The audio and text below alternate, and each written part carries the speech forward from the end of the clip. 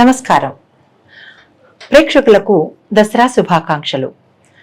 ఇప్పుడు అమ్మవారికి నవరాత్రులు అనుకున్నాం కదా. ఏ రోజు ఏ తిథిలో ఏ అవతారం ఉండబోతోంది, దానికి సంబంధించిన వివరాలు మనం ఒక్కొక్కటిగా తెలుసుకుందాము. ఈ నవరాత్రులలో ఒక్కో రోజు ఒక్కో రూపంలో ఆ జగన్మాత మనకి దర్శనమిచ్చి మనల్ని అనుగ్రహిస్తుంది.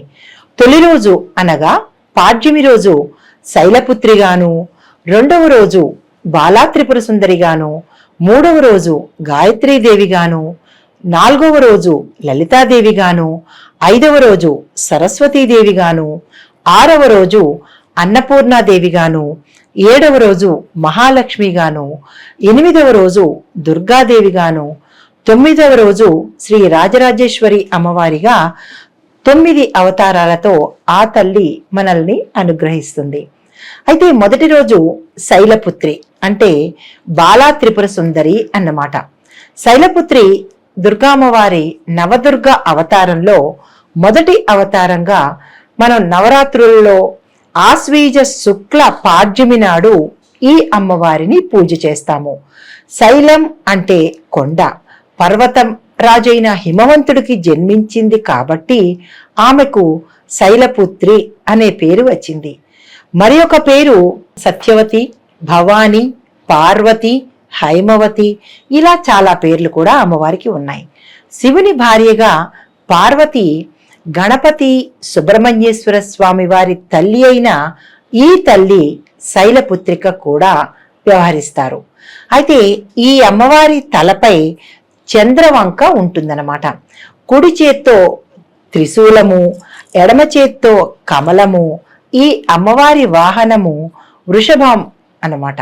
పేరులోనే కాక వాహనం ఆయుధంతో సహా సాక్షాత్తు పార్వతీదేవి అవతారమే ఈ శైలపుత్రి. అయితే దుర్గాదేవి మహిషాసురుని సంహరించేందుకు యుద్ధంలో మొదటి రోజు పరాశక్తి ఇలా పార్వతీదేవిగా వచ్చింది. కాబట్టి నవరాత్రుల మొదటి రోజు శైలపుత్రి దుర్గాదేవిగా ఆరాధిస్తారు. పురాణ గాథ ఏమిటంటే, గోటితో అగ్నిని పుట్టించి అందులోకి దూకి తనువు చాలిస్తోంది అని, అందుకని అపకీర్తి వద్దు అని అలా పిలిచినప్పుడు వెంటనే దక్షయజ్ఞ వినాశిని అంటే అమ్మవారిని దాక్షాయణి అని పిలుస్తాం కదా, దక్షుడు కుమార్తె కాబట్టి. కానీ ఆ తల్లికి అలా పిలవద్దు నన్ను అని చెప్పింది. దక్షయజ్ఞ వినాశిని అని పిలవాలి అని శాసించింది. అయితే ఆ తర్వాత తిరిగి శివుణ్ణి వివాహం చేసుకునేందుకు మేనక హిమవంతులకు ఇచ్చిన మాట ప్రకారము వారికి కుమార్తెగా పుట్టి పార్వతీగా అనే పేరును పొందింది. అయితే ఈమెను హైమవతి, శైలజ, శైలపుత్రి అనే పేర్లతో కూడా కీర్తిస్తారు భక్తులు. మహాపురాణం అంటే దేవి భాగవతం వంటి ఇతర పురాణాల్లో సతీ పార్వతీదేవి కథలు మనం చూడవచ్చు. మూలా చక్రానికి అధిష్టాన దేవత శైలపుత్రి నందినిపై కూర్చుని మూలాధార చక్రానికి తన ప్రయాణాన్ని ప్రారంభిస్తుంది. అంటే మూలాధార చక్రం నుంచి ఈ అమ్మవారు తన ప్రయాణాన్ని ప్రారంభిస్తుంది అనమాట. లౌకికంగా చూస్తే తండ్రి అంటే హిమవంతుడి నుంచి భర్త శివుణ్ణి వెతుక్కుంటూ ప్రయాణించింది అని అర్థం అనమాట. శైలపుత్రీదేవి మూలాధార చక్రాన్ని జాగృతం చేస్తుంది. ఈ అమ్మవారి ఉపాసన చేసేవారు నవరాత్రి పూజల్లో యోగులు ఈ అమ్మవారిని ఉపాసించి సిద్ధిని చేసుకుంటారనమాట. అలాంటప్పుడు మూలాధార చక్రానికి అధిష్టాన దేవత అయిన శైలపుత్రీ దేవిని ఉపాసన చేస్తే స్వస్వరూప జ్ఞానము పొంది ఆధ్యాత్మికంగా ఉన్నత స్థానాలకు చేరవచ్చు. శైలపుత్రి దుర్గాదేవిని అచ్చంగా పార్వతీదేవి శివపురాణంలో ప్రకారము భూమి అంతా శైలపుత్రి దేవితో నిమిడీకృతమై ఉంది అని చెప్తారు. ఈ సృష్టిలోని ప్రకృతి అంతా ఆమె శరీరంలోనే ఉంది కాబట్టి శైలపుత్రి దేవిని పృథ్వీతత్వంగా కూడా మనం చెప్పుకుంటామన్నమాట. గ్రహాలలో ఈ శక్తి ప్రకాశిస్తూ ఉంటుంది. ఈ తల్లి యొక్క మూలమంత్రం లా మా అంటే నాలుకను పైకి పలికితే లా, మాను పెదాలు పలికితే మా అన్నమాట. అయితే ఈ తల్లి శ్లోకం ఏంటంటే, వందే వాంఛిత లాభాయ చంద్రార్ధ కృతా శేఖరం వృషారూఢం శైలధరం శైలపుత్రి యశస్విని ఈ అవతారంలో దర్శనమిచ్చే ఈ తల్లికి నైవేద్యంగా కట్టె పొంగలని సమర్పిస్తారు. శ్రీశైల సంప్రదాయ ప్రకారము సాంబారన్నము, మినపవడలు, రవ్వ కేసరి, పానకం అమ్మవారికి నైవేద్యంగా సమర్పించి ఓం నమఃశివాయ, ఓం శ్రీ పార్వతీదేవ్యై నమః. ఇక్కడ చిన్న మంత్రం ఒకటి చెప్పుకోవాలి.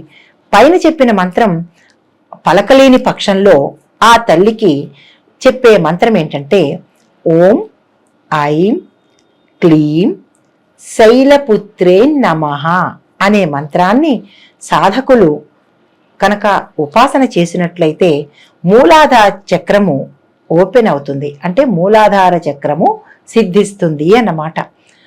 కాబట్టి అందరూ ఈ తల్లిని పూజించి వారి వారి కష్టాలను గట్టెక్కవచ్చు, ఆ తల్లి అనుగ్రహానికి పాత్రులవ్వవచ్చు. అయితే ఇక్కడ ఒక సందేహం రావచ్చు, ఏ సమయంలో మనం పూజ చేసుకోవాలి మొదటి రోజు అంటే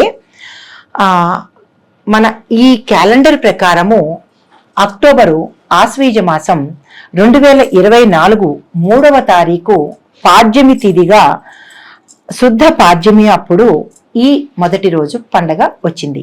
అయితే గురువారం నాడు రాహుకాలము దుర్ముహూర్తము నేను మీకు వివరిస్తాను. ఈ రెండూ కాని సమయాన్ని మీరు పూజకు ఉపయోగించే విధంగా చేసుకోవచ్చు. రాహుకాలము మధ్యాహ్నం 1:30 నుంచి 3 గంటల వరకు, దుర్ముహూర్తము ఉదయం 9:51 నుంచి 10:38 వరకు ఉంది. కాబట్టి ఈ సమయానికి కాకుండా మీరు పూజకి మంచి సమయాన్ని ఎంచుకోండి. రాహుకాలము దుర్ముహూర్తము కాని సమయాన్ని ఎంచుకుని ఆ తల్లి పూజను చేసుకోవాల్సిందిగా సూచనగా చెప్పడం జరిగింది. అయితే సాయంత్రం చేసే వాళ్ళకి ఎట్లాగా, మాకు ఉదయం కుదరలేదు సాయంత్రం చేద్దాము అని అనుకున్న వాళ్ళకి ప్రదోష కాలంలో ఏ సమయమైనా చేసుకోవచ్చు. అంటే సూర్యాస్తమం జరిగిన తర్వాత ఏ సమయంలోనైనా అమ్మవారి పూజను చేసుకోవచ్చు. కలశాన్ని పెట్టుకోవచ్చు. కలశం ఆనవాయితీ లేని వాళ్ళు మామూలు పూజగానైనా ఆ తల్లి విగ్రహాన్ని కానీ పటాన్ని కానీ పెట్టుకుని పూజ చేసుకోవచ్చు. మిగతా నియమ నిబంధనలు అన్నీ ఒకే రకంగా ఉంటాయి. నమస్తే.